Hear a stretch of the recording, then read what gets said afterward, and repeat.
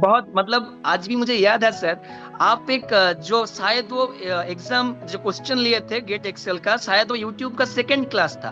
आप एक क्वेश्चन करवाए थे क्रोमियम का, जो क्रोमियम का एक्सेप्शनल इलेक्ट्रॉनिक कॉन्फ़िगरेशन होता है ना, वो सर हाँ। आप उस वीडियो में करवाए थे। तो वो गेट मतलब दूसरे दिन में गेट में एज इट इज पूछा गया, इलेक्ट्रॉनिक कॉन्फ़िगरेशन का question.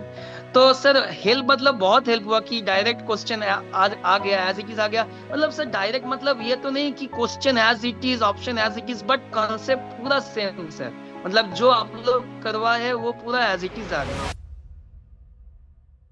Hello everyone, welcome back to GDC classes.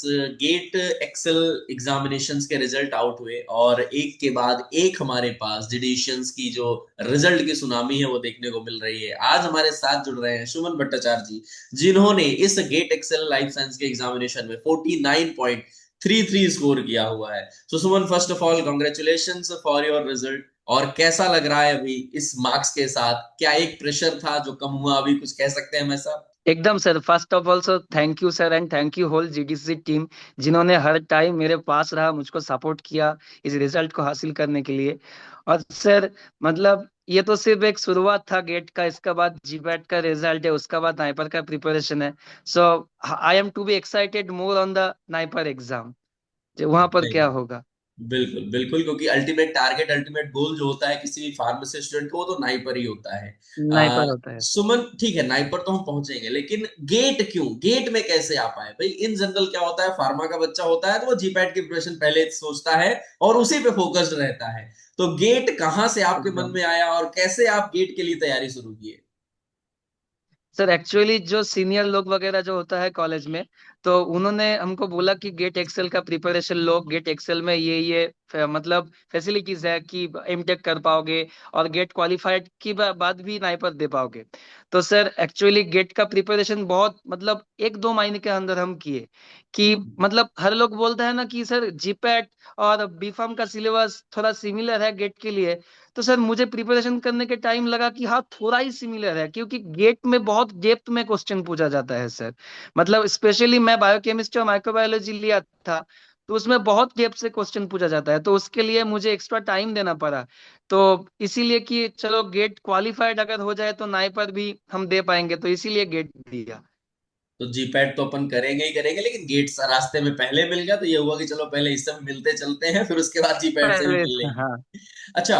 एकदम जैसे एकदम गेट सर की आप एकदम। प्रिपरेशन कर रहे थे तो जीपैट भी आपका चल रहा है, गेट भी आपका चल रहा है। हमको ये बात पता है कि गेट के क्वेश्चंस जो होते हैं थोड़े से कहीं ना कहीं एक ज्यादा हम डेप्थ से पूछते हैं, ऐसे हम कह सकते हैं सब्जेक्ट्स में। तो वो चीज को डेप्थ से आपने पूछा कैसे जाता है। टैकल किया? क्योंकि माइक्रोबायोलॉजी हो, बायोकेमिस्ट्री हो, जीपैट में ये हमारे माइनर सब्जेक्ट्स माने जाते हैं, इससे क्वेश्चंस बहुत ज्यादा जीपैट में नहीं आते हैं। माइंड तो इसको आप यहाँ पे एकदम। कैसे प्रिपेयर कर रहे थे? इनके लिए कैसे आपने अलग स्ट्रेटजी बनाई हुई थी? सर फर्स्ट ऑफ ऑल मैं बताना चाहता हूँ कि मैं खुद एक केमिस्ट्री टीचर हूँ। मतलब बी फार्म फाइनल ईयर के साथ मेरा एक केमिस्ट्री का बैच है, 11-12 और जॉइंट का, ठीक है। तो ओके। सर केमिस्ट्री में मुझे अलग से कोई टाइम नहीं देना पड़ा, मतलब केमिस्ट्री जो हुआ तो हुआ। बट बायोकेमिस्ट्री और माइक्रोबायोलॉजी में मुझे सर अलग से स्ट्रेटेजी बनाना पड़ा। यूट्यूब के साथ जीडीसी में जो वीडियो होता था हर संडे में, हर सैटरडे में जो एग्जाम क्वेश्चन डिस्कशन वाला होता, तो सर मैं वो हर एक अटेम्प्ट किया। तो पहले मैं सर पीवाई क्यू देखा कि कहाँ से क्वेश्चन आता है। मतलब वो एक सीरीज बनाया कि ये इंपॉर्टेंट है, ये इंपॉर्टेंट टॉपिक है, यहाँ से क्वेश्चन पूछा जाता है। मतलब होल सिलेबस खत्म करना ये इम्पॉसिबल है सर, 2 महीने का और 1 महीने के अंदर। तो इसलिए जो जो इम्पोर्टेंट पार्ट है उसको मैं पहले कवर किया, देन लगातार मॉक लगाते गए, तो इससे कॉन्फिडेंस थोड़ा build हुआ। ओके।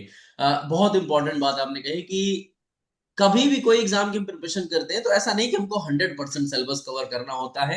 हमेशा कुछ ना कुछ चीजें होती हैं जो छूटती ही छूटती हैं। लेकिन हम पहले कोशिश करते हैं कि एकदम उन टॉपिक्स को खत्म करें जहां से क्वेश्चंस हर साल ज्यादा आए हुए हैं। और इसमें हेल्प करता है हमारा प्रीवियस ईयर क्वेश्चंस को, जो पेपर्स होते हैं, जो क्वेश्चंस होते हैं, वो सारे हमको कहीं ना कहीं हेल्प करते हैं। सुमन, एक बात मैं अगर यहाँ से पूछूं आपसे कि जैसे स्टार्ट करना है, कोई नया जो जूनियर्स आपके हैं जो स्टार्ट करना चाह रहे हैं, उनको शुरुआत कैसे करनी चाहिए गेट की एग्जामिनेशन की? क्या कोई स्पेसिफिक सब्जेक्ट है कि इनको पहले स्टार्ट किया जाए, फिर उसके बाद आगे चल के उनको आगे हम दूसरे सब्जेक्ट की तरफ भी जा सकते हैं? आपकी स्ट्रेटजी क्या थी और आप जूनियर्स को क्या सजेस्ट करेंगे, कैसे स्टार्ट करें? मैम सर एक्चुअली क्या है कि जो टोटल सब्जेक्ट होता है, जहाँ पर सब्जेक्ट को चूज करना पड़ता है ना सर, वहां पे पहले खुद को एनालाइज करना पड़ेगा कि 11 12 में मेरा बेसिक कौन सा अच्छा था। अगर जूलॉजी अच्छा तो मैं जूलॉजी की तरफ जाऊंगा। अगर बायोकेमिस्ट्री माइक्रोबायोलॉजी थोड़ा बहुत आता है तो मैं उसका तरफ जाऊंगा। तो मेरा क्या था, मेरा जूलॉजी अच्छा था, बट मुझे लगा कि माइक्रोबायोलॉजी और बायोकेमिस्ट्री मुझे जीपैट में थोड़ा सा काम आ जाएगा, और वो सर मुझको हेल्प किया। इसीलिए सर बायोकेमिस्ट्री और माइक्रोबायोलॉजी में स्टार्ट किया। अब जो मतलब जो मेरा प्राइमरी प्लान था कि पहले कुछ नहीं, बुक वगैरह कुछ नहीं, पहले जस्ट पीवाईक्यू मतलब पूरा एनालाइज करो कि कहाँ से क्वेश्चन आता है। देन उसको एक मतलब नोटबुक में हमने नोट किया कि इस जगह से क्वेश्चन आ रहे हैं। जैसा कि बायोकेमिस्ट्री में साइकिल वगैरह में क्वेश्चन आता ही आता है, बायोकेमिस्ट्री में अमाइनो एसिड में क्वेश्चन आता ही आता है।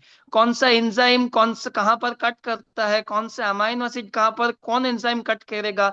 लाइक माइक्रोबायोलॉजी में स्टेनिंग वगैरह से क्वेश्चन पूछा जाता है हर एक साल। और हम्म। माइक्रोबायोलॉजी का जो हिस्ट्री होता है वहां पर हर एक साल क्वेश्चन पूछा जाता है। तो ये सब सर मैंने पहले नोट कर लिया कि हाँ चलो यहाँ से क्वेश्चन आ रहा है। देन हम यूट्यूब का क्लास, जीडीसी का क्लास, जीडीसी का नोट्स, एग्जाम मतलब कंटिन्यू चलाते गए। बट मैं खुद बता रहा हूँ, मैं अलग से कोई बुक प्रेफर नहीं किया, क्योंकि मुझे लगा कि 1 2 महीने में हम बुक नहीं कवर कर पाएंगे। तो अगर करें मतलब स्टार्ट करेंगे तो हम डिमोटिवेटेड फील करेंगे। तो इसलिए हम कोई भी बुक यूज नहीं किया। मतलब मेरा एज ए फार्मेसी स्टूडेंट मैंने 1 2 महीने दिया, तो इसीलिए मेरा पूरा भरोसा था यूट्यूब क्लासेस और जीडीसी क्लासेस।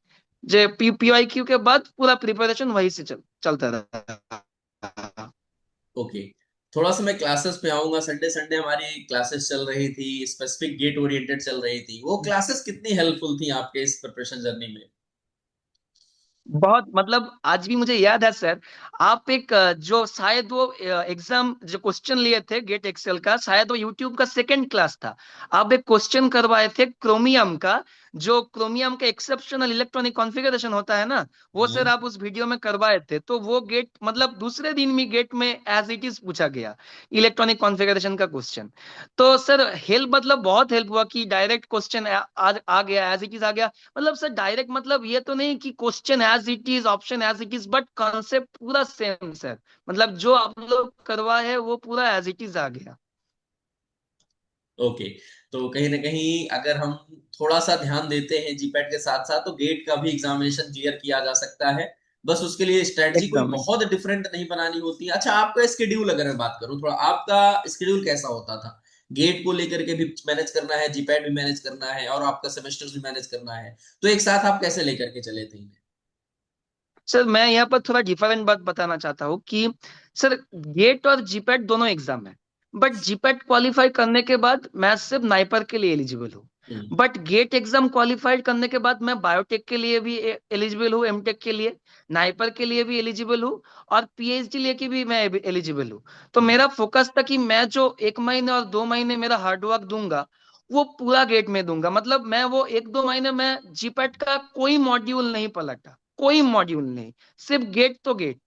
जब गेट खत्म हो गया देन पूरा जो 1 महीने बचा वहां पर मैं हर टाइम मतलब 14 15 घंटे मैं जीपेट के लिए पढ़ाई किया। और हम्म। जीपेट होने के पहले जो गेट के लिए वहां पर मैं 12 13 घंटे पूरा गेट के लिए मैंने प्रिपेयर किया। मतलब सर कभी क्या होता है, अगर हम दोनों जगह में हाथ उतरते हैं ना तो दोनों ही निकल जाता है। तो इसीलिए जब गेट के लिए हम प्रिपरेशन किए तो पूरा गेट में फोकस किया, जब जीपेट के लिए हम प्रिपरेशन किए तो पूरा जीपेट में फोकस किया। और उसी का ही रिजल्ट है कि आज गेट का रिजल्ट हमको पॉजिटिव मिल चुका है, और बहुत जल्द जीपैट का भी रिजल्ट हमें हाँ पॉजिटिव मिलने ही वाला है। और अल्टीमेटली जो हमारे टारगेट हाँ थे सर, नाइपर थैंक की ओर, वो भी हम बहुत जल्द पहुंचने ही वाले हैं। उसके लिए भी हमारे प्रिपरेशन बहुत अच्छे से जारी है। सुमन, थैंक यू सो मच, आप हमारे एकदम साथ जुड़े और हम हमारे साथ वो सारी बातें शेयर किया। बहुत अच्छा लगा, एंड आई होप कि जो जूनियर्स थैंक हैं यू वो सर। भी इन बातों को ध्यान में रखेंगे। अपनी प्रिपरेशन अगर उनको भी स्टार्ट करनी है, तो इन जो भी हमारे पॉइंट्स यहाँ पे हमने डिस्कस किए उन पे वो लोग भी वर्क जरूर करेंगे। Thank you so much, Suman, हाँ and sir, wish you all the very एकदम best for thank the you whole sir. GDC team for your upcoming examinations and future. Thank you sir, thank you whole GDC. आज आप लोगों के लिए मैं यहाँ पर खड़ा हूँ। मैं मतलब ये सर एक सपना होता है कि आप लोगों के साथ इंटरव्यू दूंगा, मतलब यूट्यूब में मेरा भी फोटो लगेगा, मेरा भी वीडियो लगेगा। ये सर हम लोगों के लिए एक सपना होता है। तो फाइनली वो आज मिला सर मुझको। और वो थैंक यू आप टू अपनी होल मेहनत के जीडीसी दम सर। पे आज यहाँ पे आ पाए हैं। एकदम थैंक यू सर, बट आप लोगों के गाइडेंस के बिना ये नहीं हो पाता, नहीं हो पाता सर। बहुत हेल्प किया आप लोग सर। मतलब गेट तो ठीक है सर, जीपेट के लिए जो भौकाल मतलब 100 100 घंटे सर, ये कोई मामूली बात नहीं है सर। ये सर फिजिकल स्ट्रेन लगता है, मेंटल स्ट्रेस लगता है, फिर भी सर आप लोग किए तो हम लोग भी तो करेंगे ना। आप लोग ये एज में आप लोग कर पाए तो हम लोग कैसे नहीं कर पाए सर। नहीं नहीं बिल्कुल। और जीडीसी हमेशा यही सोचता है कि कैसे स्टूडेंट्स के लिए कितना बेस्ट से बेस्ट किया जा सकता है, कहाँ से किया सकता है, बस उसी पर ही हमेशा वर्क चल रहा होता है।